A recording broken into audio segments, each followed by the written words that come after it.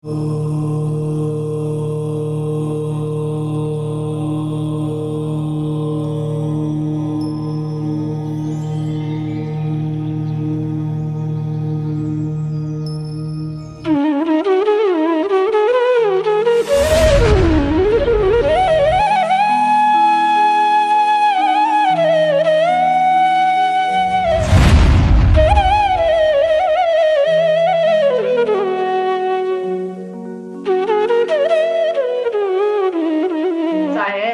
अनेक को प्राप्त होता है वह निगम है।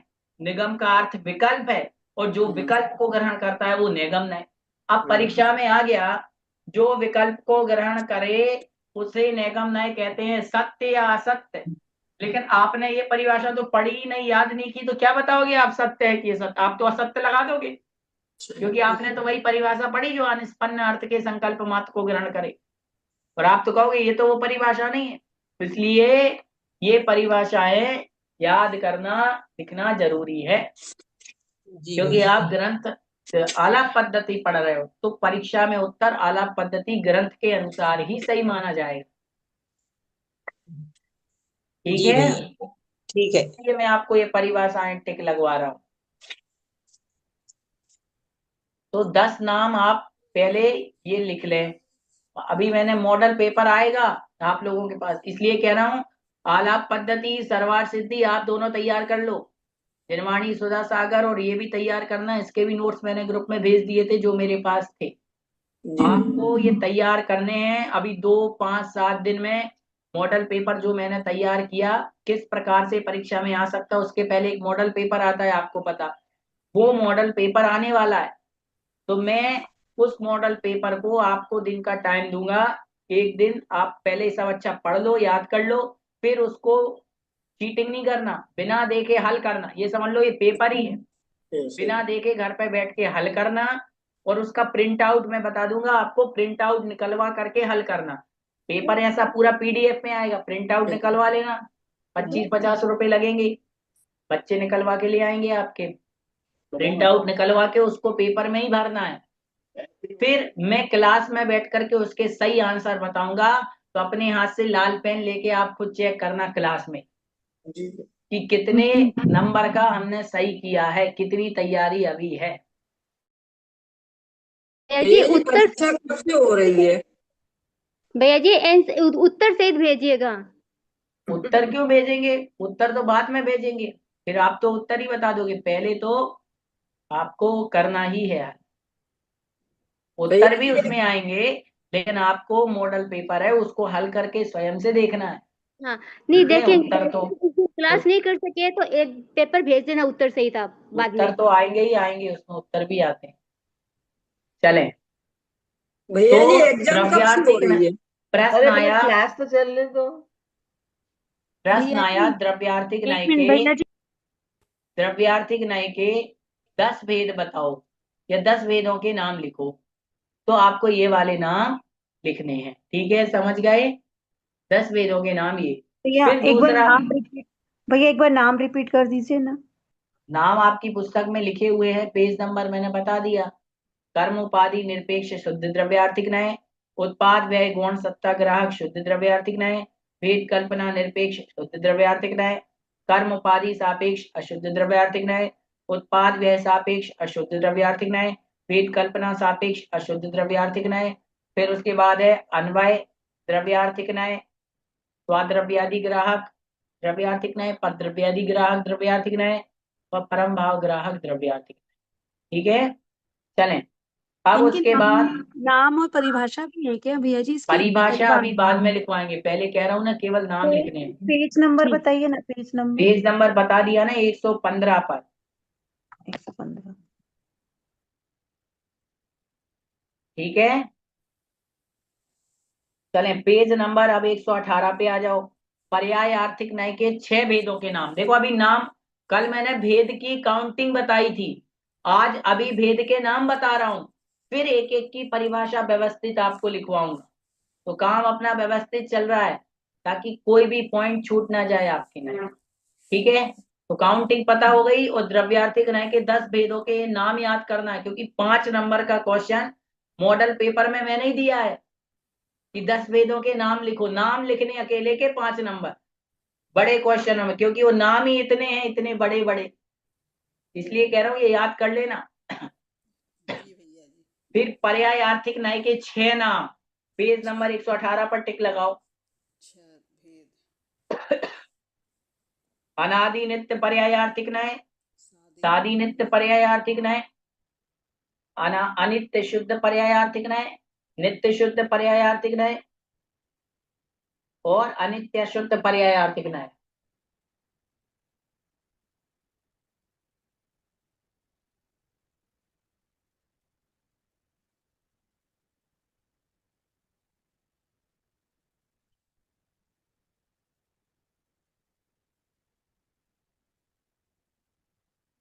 चले, लिखा आप लोगों ने? टिक कर लो, फिर बाद में आप लोग लिख लेना। अभी तो टिक करते जाओ, मैं बताते जा रहा हूं। कर लिया टिक? किया टिक? भैया जी ये क्रम से ही याद करने हैं कि ऊपर नीचे भी कर सकते हैं? ऊपर नीचे हो जाएंगे, कोई बात नहीं। क्रम से करो तो बहुत अच्छी बात है, और ऊपर नीचे हो जाते तो कोई बात नहीं, लेकिन 10 के 10, 6 के 6 होना चाहिए। नाम सही याद होना चाहिए। परीक्षा में ऊपर नीचे लिख दोगे चल जाएगा, लेकिन गलत लिखोगे तो नहीं चलेगा।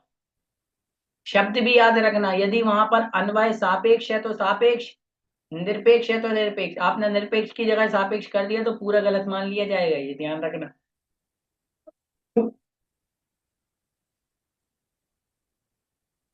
अब नैगम नय के 3 वेद हैं, पेज नंबर 121 पे लिख लो। भूत नैगम नय, भावी नैगम नय और वर्तमान नैगम नय, 3 हैं। Page number 121।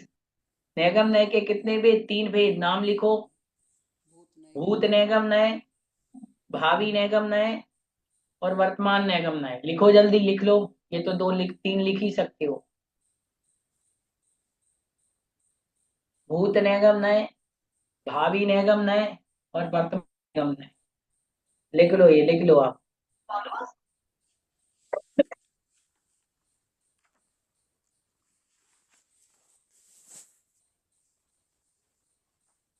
भैया जी ये 3 तरह के तो दिए हैं हाँ, नाम। तो आपको एक ही तरह के लिखना है, क्योंकि सूत्र में एक ही तरह के दिए। ये तो अलग से आपको बताने के लिए है बस।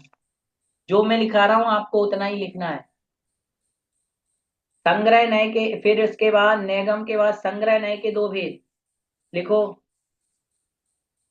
संग्रह नय के जो 2 भेद हैं उनके नाम लिखो। सामान्य संग्रह नय और विशेष संग्रह नय। पेज नंबर भैया? Page number 126। सामान्य संग्रह नय और विशेष संग्रह नय, ये टिक बस लगा, यही वाले लिखना।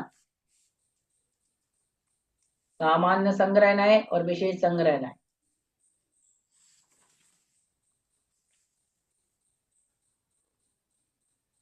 हो गया भैया। फिर उसके बाद आप आ जाओ व्यवहार। व्यवहार के 2 भेद, पेज नंबर 128। सामान्य संग्रह भेदक और विशेष संग्रह भेदक, ये वाले लगाना। व्यवहार नय के 2 भेद, सामान्य संग्रह और विशेष संग्रह।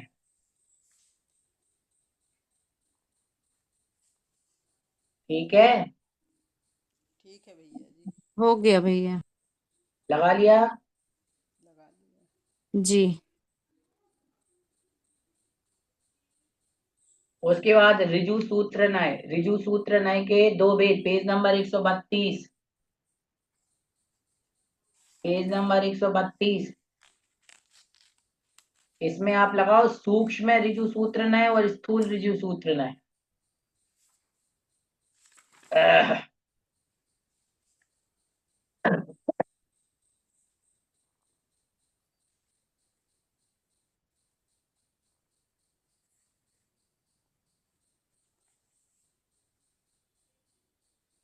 हो बताइए, गया। लगा लीजिए टिक जी आप भैया जी लोग? एक भैया। बार पेज नंबर और बता दीजिए। पेज नंबर 132 पर ऋजु सूत्र नय।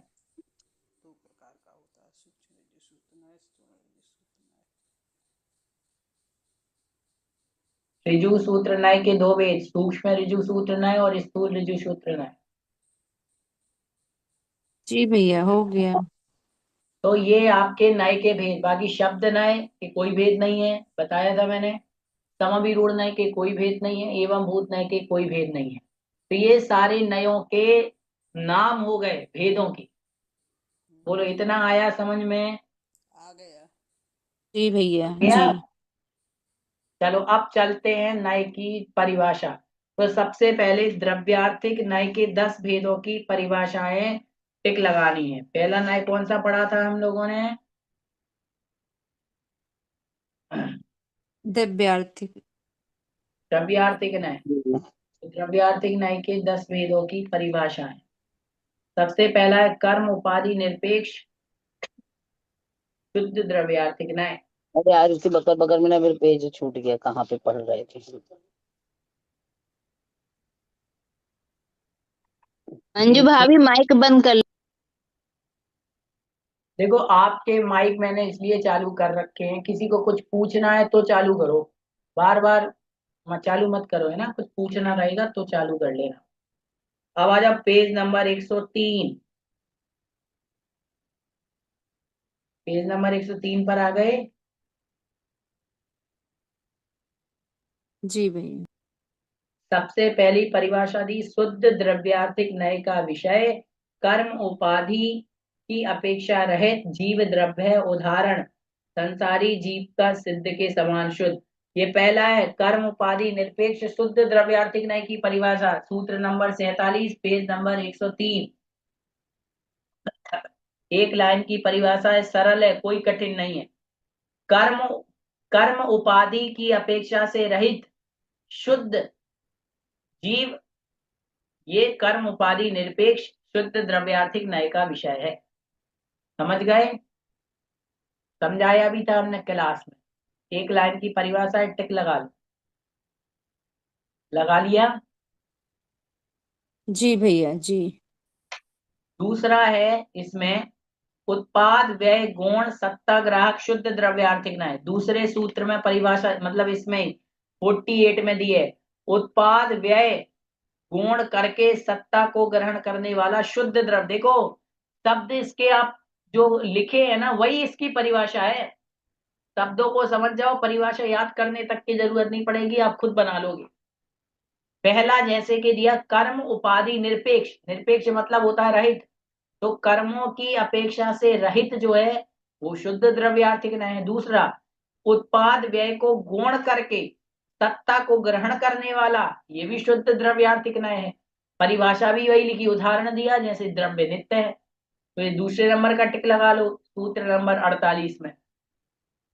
जो अपन ने भेदों के नाम लिखे ना, उसके बाजू में शॉर्ट में चाहो तो लिख लो सूत्र नंबर 47 सूत्र नंबर 48, या चाहो तो एक एक लाइन की परिभाषा टिक लगा लो, फिर आप लिख लेना।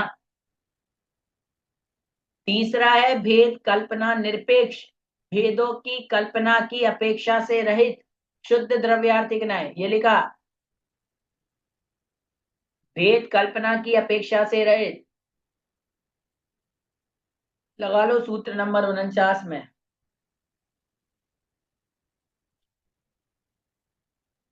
भैया जी, हाँ जी। भैया जी जैसे इसमें निज पर्याय से निज स्वभाव से लिखा हुआ है, और मान लीजिए केवल शुद्ध द्रव्यार्थिक नय कल्पना की अपेक्षा रहित द्रव्य अभिन्न है, अखंड है, तो इसमें चलेगा कि नहीं चलेगा ये उदाहरण? चल जाएगा, इसका ही तो उदाहरण है हाँ इसका। तो ये अपन को ये निज गुण निज पर्याय निज स्वभाव ये लिखने की जरूरत तो नहीं रहेगी ना? नहीं, जरूरी नहीं है, वो तो आपको समझाने के लिए पूरी लाइन लिखी है। जी। आप तो इतना भी लिख दोगे कि द्रव्य अभिन्न है, चल जाएगा। अभिन्न मतलब होता है अलग नहीं है, अपनी गुण अपनी पर्याय में ही द्रव्य है, उससे अलग नहीं है। ठीक है। जी अगला भैया जी। भेद क्या है? अगला भेद है इसका कर्म अब अशुद्ध आ गया। देखो तीन इन्होंने शुद्ध बता दिए, अब तीन अशुद्ध। भेद कल्पना निरपेक्ष शुद्ध द्रव्यार्थिक नय, ये तो हो गया। अब चौथा है कर्म उपाधि सापेक्ष, जो पहला था उसका अपोजिट है चौथा। समझ रहे? पहले का अपोजिट चौथा, दूसरे का अपोजिट पांचवा, तीसरे का अपोजिट छठा। समझ में आया कोच?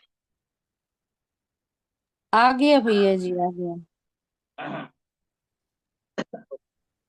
भैया जी।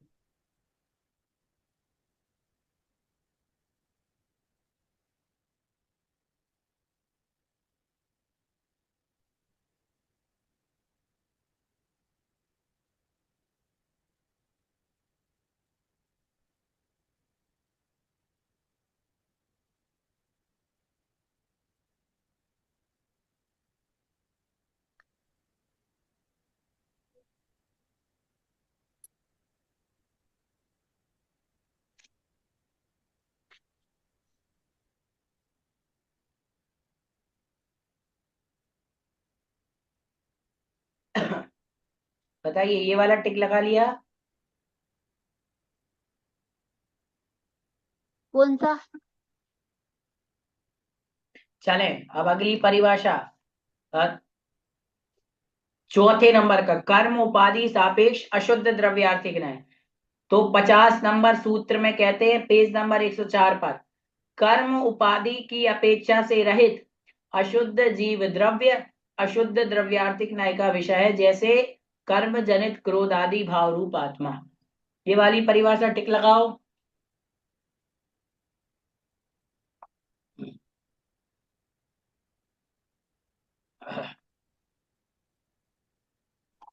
भैया जी पेज नंबर पेज नंबर 104 पर ही है अभी। 104। नंबर 104 पर ही सारी परिभाषाएं टिक लगा रहे जी। जी भैया जी, ठीक। बोलो, लगा लिया चौथे नंबर की परिभाषा।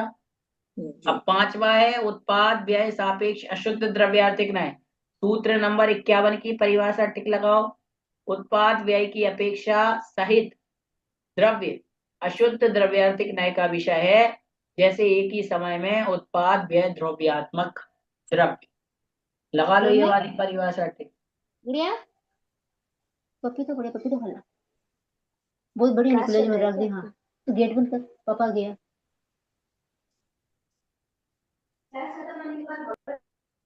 भैया जी एक रिक्वेस्ट है आपसे, आप सबको म्यूट कर दीजिए, बहुत डिस्टर्ब हो रहा है ना, सबको इसलिए तो बार म्यूट बार कर पूछे। दूंगा, फिर मेरी वो आपकी बात नहीं सुन पाऊंगा नहीं ना मैं। भैया जी, ये लोग सुनने वाले नहीं है, खोल के माइक और अपनी अपनी बातों में।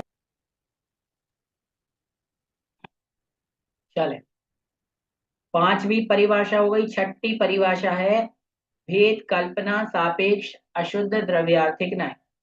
सूत्र नंबर है 52, पेज नंबर 104 पर ही लगाओ।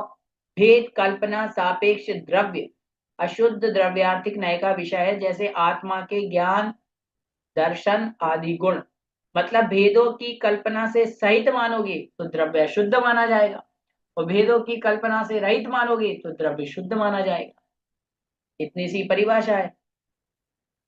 इसमें उदाहरण दे दिया, आत्मा के ज्ञान दर्शन आदि गुण अलग बता दिए, वहां पे कह दिया निज गुण और निज पर्याय से आत्मा अलग नहीं है, एक ही है। सातवां है अन्वय सापेक्ष द्रव्यार्थिक न्याय। तो 53 नंबर का जो है उसकी परिभाषा टिक लगाओ। संपूर्ण गुण पर्याय और स्वभाव में द्रव्य को अन्वय रूप से ग्रहण करने वाला नय द्रव्यार्थिक नय है।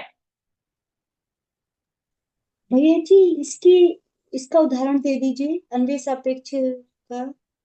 अन्वय का अर्थ होता है किसी को भी व्यवस्थित तरीके से बताना, जैसे कि संबंध बताना किसी का, किसी दूसरी चीज से उसको बताना। जैसे कि माता पिता से पुत्र का अन्वय होता है, मतलब संबंध होता है।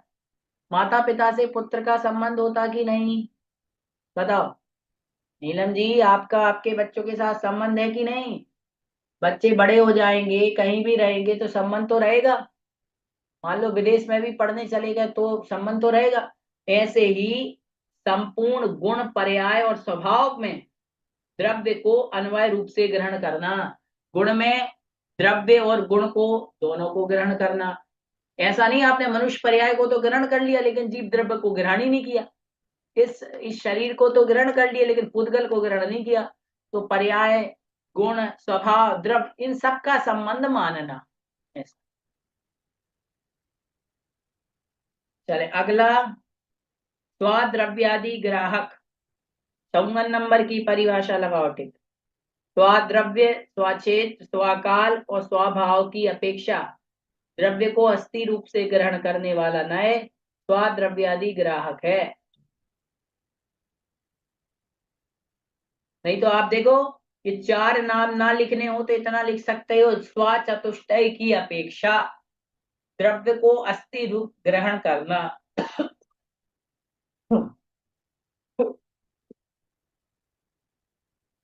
सरल है परिभाषा, इतनी सी लाइन लिख लो, स्वाचतुष्टय की अपेक्षा द्रव्य को अस्थि रूप ग्रहण करना स्वाद्रव्यादि ग्राहक द्रव्यार्थिक नय है। ठीक है। और फिर इसका अपोजिट जो पर द्रव्यादि ग्राहक है उसमें लिख लो, पर चतुष्टय की अपेक्षा। पर चतुष्टय की अपेक्षा द्रव्य नास्ति रूप है, यह पर द्रव्यादि ग्राहक द्रव्यार्थिक नय है। कितनी सरल परिभाषा है। ये जी पहले वाली बता दीजिए फिर से। स्वाचतुष्टय की अपेक्षा द्रव्य को अस्थि रूप ग्रहण करना स्वाद्रव्यादि ग्राहक द्रव्यार्थिक नय है या नय का विषय है। और पर चतुष्टय की अपेक्षा द्रव्य को नास्ति रूप ग्रहण करना ये पर द्रव्यादि ग्राहक नय या उस नय का विषय है। नास्ति ठीक है। ग्रहण करना नास्ति रूप है।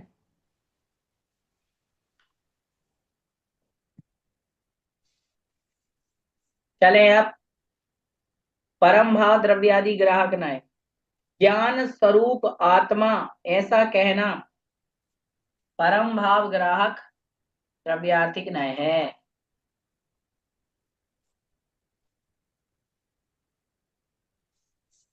ज्ञान स्वरूप आत्मा ऐसा कहना परम भाव ग्राहक द्रव्यार्थिक नय है। हो गया जी। जी भैया।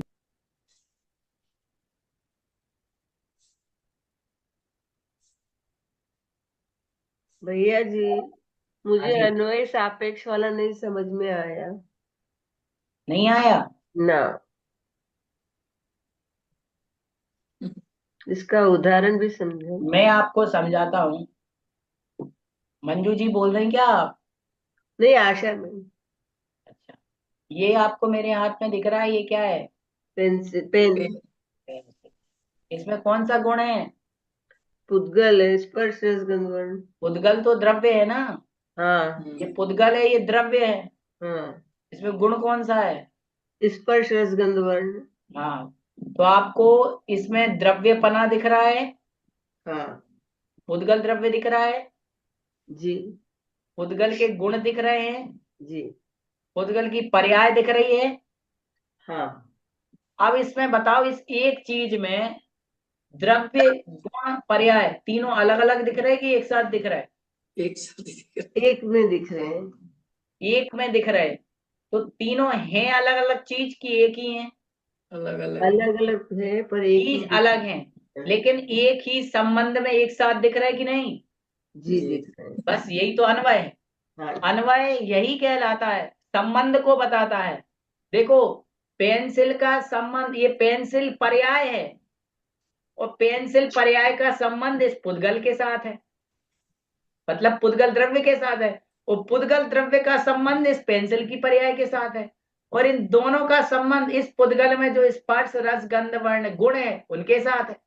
तो तीनों का संबंध एक दूसरे से है कि नहीं? जी है। बस यही कहलाता है अन्वय। भैया जी एक बार और समझा दीजिए। एक बार और समझ लेते हैं जी, एक बार और आपको समझा देते हैं। चले चले, ये आपको छैडाला की पुस्तक दिख रही है? दिख रही है? जी ये छैडाला की पुस्तक किसकी है? कौन सा द्रव्य है? पुद्गल पुद्गल द्रव्य। इस पुद्गल द्रव्य में कौन सा गुण है? वही स्पर्श रसगंधवर्ण। ठीक है, ऐसा भी कह दिया करो, इसमें अमूर्तिक, इसमें मूर्तिक हाँ गुण है, इसमें अचेतन गुण है, ये भी गुण होते हैं। अब इसमें अचेतन गुण हो गया, है ना, मूर्तिक गुण हो गया, स्पर्श रस गंध वर्ण हो गए, ये गुण हो गए। द्रव्य पुद्गल हो गया, और पर्याय कौन सी हुई इसकी, इस पुद्गल की? ये अभी किताब के रूप में। हाँ, ये किताब की पर्याय में। तो अब बताओ आपको, जो मेरे हाथ में है इसमें द्रव्य दिख रहा, गुण दिख रहा, पर्याय दिख रही, क्या दिख रहा तीन में से? सब दिख रहा है। तीनों एक साथ दिखे। तीनों तीनों पूरी एक दिख साथ दिख रही रहे हैं। कि नहीं? जी और तीनों एक चीज है क्या तीनों? नहीं, नहीं, ये तीनों अलग अलग अलग। अलग है ना।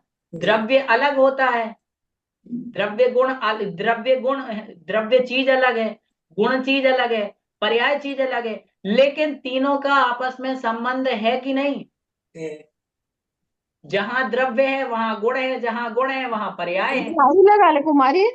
तो तीनों का एक दूसरे के साथ संबंध होना, यही तो कहलाता है अन्वय सापेक्ष।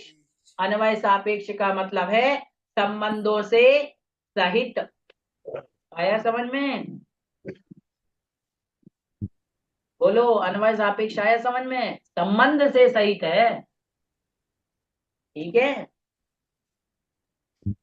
चले। भैया जी, हाँ, मैं ये बोल रही हूँ इसमें है ना, जो जिससे ना नयों के जो भेद है, द्रव्यार्थिक नय, पर्यायार्थिक नय, निगम नय, इनकी डेफिनेशन नहीं लिख रखी है इसमें अपने आलाप पद्धति में। जो सारे नयों के जो प्रभेद हैं उनकी डेफिनेशन लिख रखी है, पर ये जो नए भेद हैं इनकी डेफिनेशन नहीं है कहीं भी अपने इन सूत्रों में। तो ये नहीं आएंगी क्या एग्जाम में? नहीं आएंगी, क्योंकि इनकी कहीं भी अपने सूत्र में उनकी मैंने डेफिनेशन भी लिखी हुई है। आपको मैंने टिक लगवाई थी, आपने ध्यान नहीं दी, शायद आपने ध्यान नहीं दिया। आप नए व्युत्पत्ति अधिकार जब देखेंगे, पेज नंबर आपको बता देता हूं मैं, पेज नंबर आपको एक सेकंड में बता देता हूं, सबकी परिभाषा दी हुई है। पेज नंबर आप 112 पे आ जाओ, पेज नंबर 112 पर सूत्र नंबर 196, 197, 198, 199, 200, 201, 202, 203, सारे नयों की परिभाषा क्रम से दी है, और टिक भी लगवाई मैंने। जो एक को हाँ प्राप्त नहीं होता अनेक को प्राप्त होता है, वह निगम है, निगम को विकल्प कहते हैं, और जो विकल्प को ग्रहण करे वो निगम है। जी भैया जी, अब मिल गई मुझे। वो क्या है, मैंने हाँ, में क्या है, प्रभेदों की परिभाषा है, बाद में भेद की परिभाषा है, इसलिए कंफ्यूज हो गई थी भैया जी यही तो मैं। आचार्य देवसेन स्वामी महाराज की कला है। क्योंकि अपन पहले तो सोचते हैं कि ये परी सब चीज दी हुई है, और मैं आपको जो सूत्र में दिया है वही बताऊंगा, जी है भैया ना। जी। हम्म। भैया जी चले। निगम और नैगम अलग अलग है। निगम का अर्थ होता है विकल्प, जी और जो विकल्प को ग्रहण करता है वो कहलाता नैगम, ठीक है भैया। है ना। जैसे आपने वो पढ़ा मंगलाष्टक, नाभे यादि जिनादि पास त्रिभुवना, जी पढ़ा? वहां जी पे एक शब्द है, बनता है नाभेय। क्या बनता है? नाभे। जबकि आदिनाथ भगवान के पिता का नाम था नाभिराय, नाभे नहीं था। तो जी नाभे का अर्थ होता है नाभे, अर्थात नाभिराज से जो उत्पन्न हुआ है वो नाभे कहलाता है, मतलब आदिनाथ भगवान। अच्छा ऐसे ही निगम को जो करता है वो है नैगम, निगम को जो स्वीकार करे ग्रहण करे वो है नैगम, ऐसे, ठीक है। समझ में आया? जी अब भैया जी। अपन को 6 प्रकार के पर्यायार्थिक नय हैं, उनकी परिभाषा लगानी है। पेज नंबर 111 आ जाओ जल्दी, 111 पे।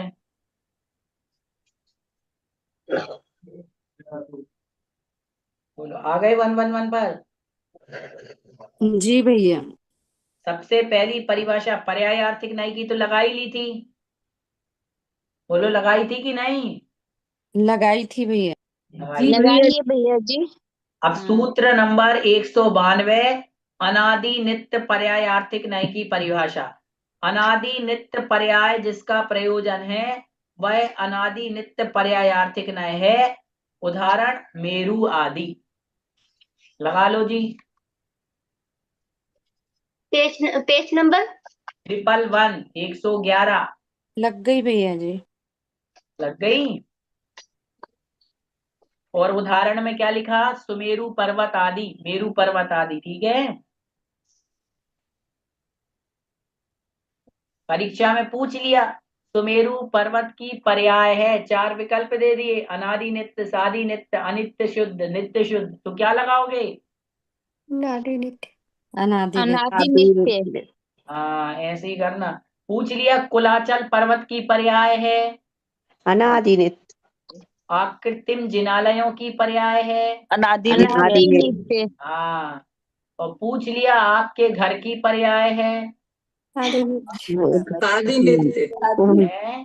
शादी अनादि नित्य। कोई नित्य कहाँ है अपने घर की नित्य पर्याय? ही नहीं है, वो तो अनित्य है। अपनी तो नित्य नहीं है, अनित्य। अनित्य पर्याय है। अनित्य पर्याय आएगी भैया जी। हाँ, ठीक है। जैसे ये भरत क्षेत्र है, हेमवंत पर्वत, सरोवर, ये सब अनादि नित्य पर्याय होती हैं। ठीक है, तो सादी नित्य पर्याय कौन सी होगी? अभी वहां भी उस पर भी चलते, सूत्र नंबर 193 पे आ जाओ। सिद्ध भगवान। सादी नित्य पर्याय जिसका प्रयोजन है वह सादी नित्य पर्याय, जैसे सिद्ध पर्याय। अब सिद्ध पर्याय प्रारंभ तो हुई, लेकिन कैसी है? सादी मतलब उसका प्रारंभ तो है, पर नित्य मतलब हमेशा रहने वाली है, वो कहलाती है सादी नित्य पर्याय। ठीक है, आई समझ में? भैया जी एक चीज पूछनी है।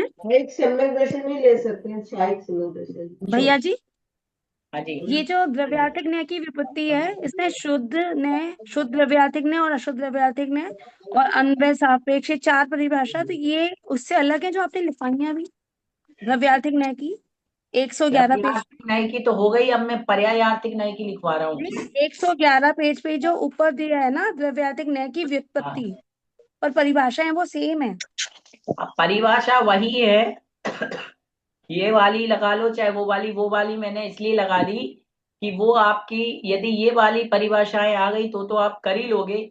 वो वाली परिभाषाएं परीक्षा की दृष्टि से, मान लो उसमें से सत्य असत्य बन गया या खाली स्थान बन गया, इसलिए मेन परिभाषा है वो वाली हमने आपको टिक लगा दी।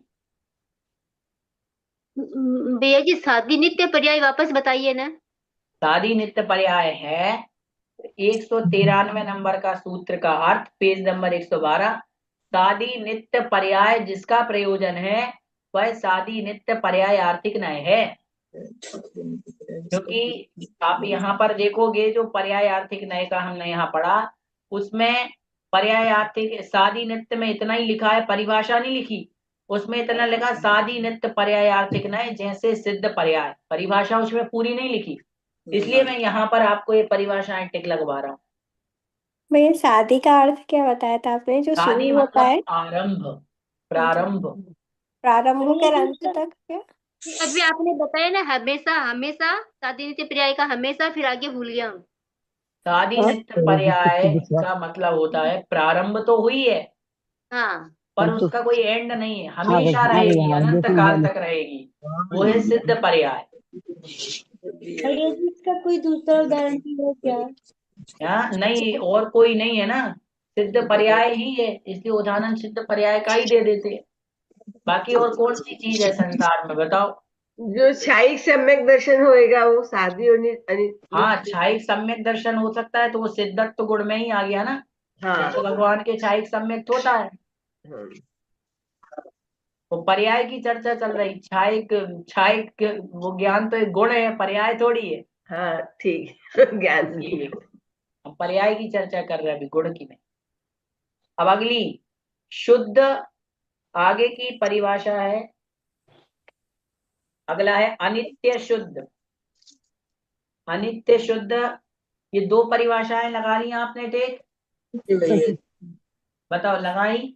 हाँ भैया। अब आ जाओ पेज नंबर आप 105 पर, शेष 4 परिभाषाएं 105 पर लगानी है।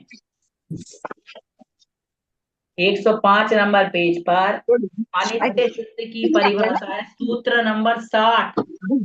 सूत्र नंबर 60 का अर्थ लगाओ। है ना?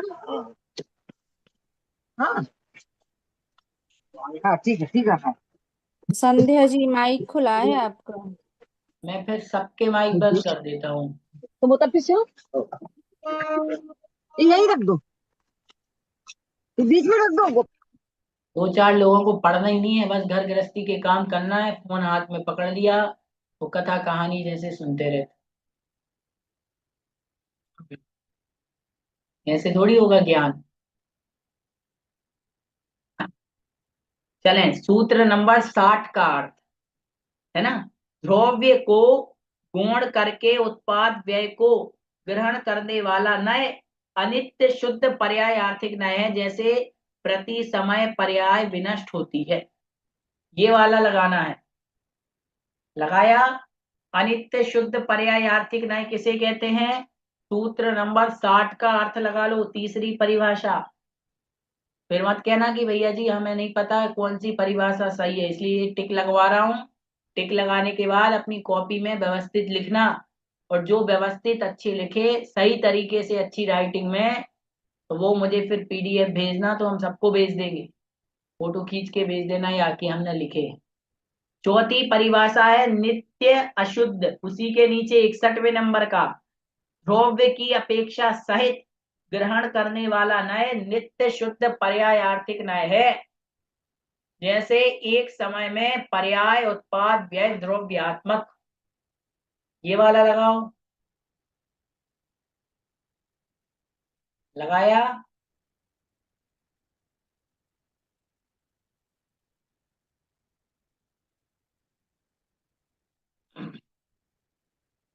लगा लिया। चौथे नंबर का लगाओ। चौथा नंबर का नय कौन सा है पर्याय आर्थिक में? नित्य अशुद्ध पर्याय आर्थिक नय। नित्य अशुद्ध पर्याय आर्थिक नय की परिभाषा 61वें नंबर का सूत्र, पेज नंबर 105 पर।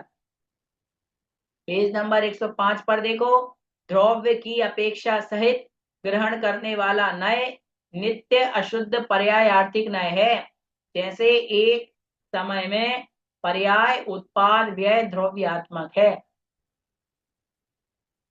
लगाया। लगा लिया। आगे पांचवा है। पांचवा क्या है? नित्य शुद्ध। तो 62वें नंबर का अर्थ नित्य शुद्ध क्या है?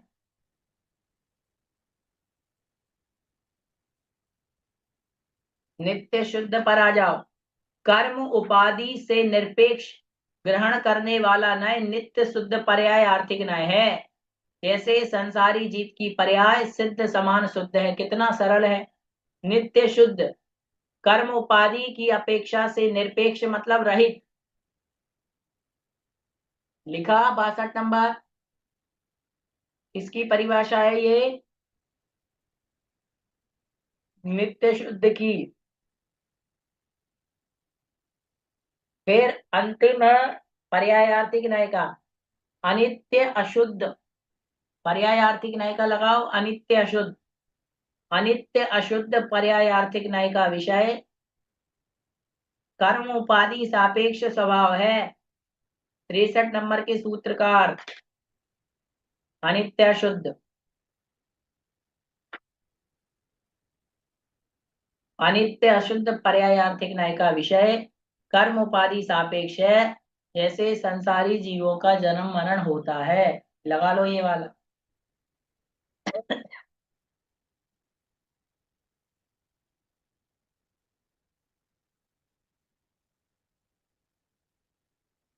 बताओ जी, या आपने?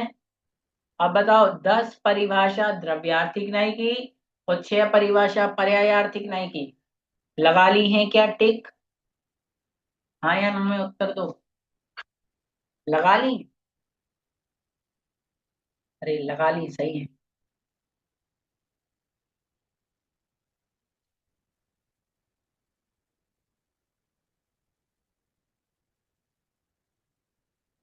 हम भी संसारी जीव हैं, संसारी जीव हैं हम सब। तो देखो, ये जो द्रव्यार्थिक के 10, पर्यायार्थिक के 6, नेगम के 3, फिर उसके बाद संग्रह के 2, व्यवहार के 2 और ऋजु सूत्र के 2, इन सबके भेदों के नाम आपको याद करने हैं और 10 परिभाषाएं द्रव्यार्थिक नय की, 6 परिभाषाएं पर्यायार्थिक, 16 परिभाषा मैंने आज लिखाई और सारे नयों के नाम। इतनी चीजें आपको अपनी कॉपी में लिखना है और कोशिश याद, वैसे एक दिन में तो याद नहीं हो पाएगा सबको, लेकिन जिनका क्षम अच्छा वो याद करेंगे। लेकिन याद हो या ना हो, जो मैंने आज लिखाया उसको 2-2 3-3 बार लिख लेना, मतलब लिख एक बार लेना, 2-2 3-3 बार पढ़ लेना। और जो कल लिखाया था उसको, जो मैं ये नोट्स आपके बनवा रहा हूँ, टिक लगवा रहा हूँ, ये आप पूरा सही तरीके से लिख लेते हैं और इनको 5-5 7-7 बार डेली, दिन में 2 बार 3 बार 2 बार 3 बार पढ़ लो, एक बार रिवीजन भी कर लो, तो आप 10 12 15 25 बार यदि पढ़ लोगे परीक्षा तक तो याद हो जाएगा।